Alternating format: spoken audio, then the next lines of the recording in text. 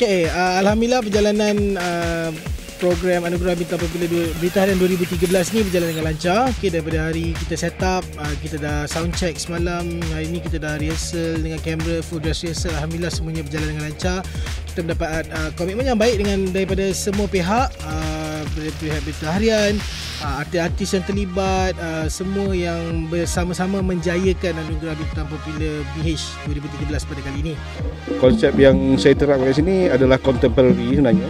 Dia tak ada banyak sangat mengait dengan Majlis Alam punya konsep design, tapi yang backup dia adalah lighting dengan visual.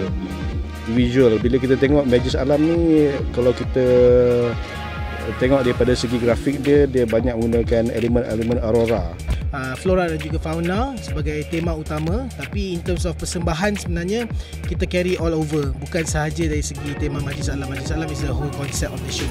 Okay, tapi dari segi persembahan, secara keseluruhannya kita ada pelbagai persembahan yang kita tengahkan. Okay, in terms of kelainan ABP kali ni, kelainannya yang pertama sekali kita bersiaran daripada PICC Putrajaya.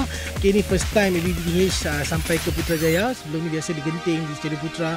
Kali ni kita di PICC. Okay, jadi tempat yang baru dengan suasana yang baru, pelbagai cabaran yang kita terima. Alhamdulillah kita dapat mengharungi segala problem, segala technical fault, segala kata cabaran tu kita dapat harungi. Alhamdulillah.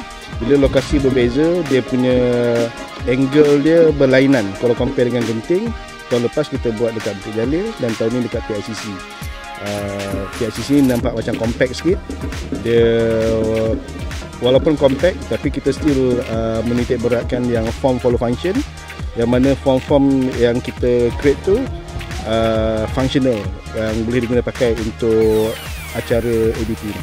Kami berharap agar anda semua boleh enjoy the show dan kita angkat martabat program tempatan kita ke satu peringkat yang lebih tinggi daripada biasa. ABPBH 24 Mei 9 malam TV3 dan juga tonton.com.my. Jangan lupa tengok.